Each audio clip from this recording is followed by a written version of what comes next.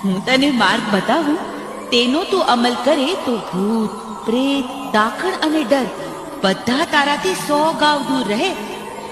માં, હું તમારો બાળ, મને કાંઈ નથી સમજાતું. મારો દીકરો કાળિયો સાવ ઘોડિયો. સાંભળ, જ્યારે જ્યારે તને ભય લાગે, કોઈ કનડતું લાગે, આપત્તિ આવે, ત્યારે તારે જાપ જપવાના છે. એના જાપમાં? મારા મહામંત્રના જાપ. મહામંત્ર? હા, મારો મહામંત્ર યાદ કરી લે. સાંભળ, તારા માટે પ્રત્યેક દિશાએથી મંત્ર ગુંજશે. ઓમ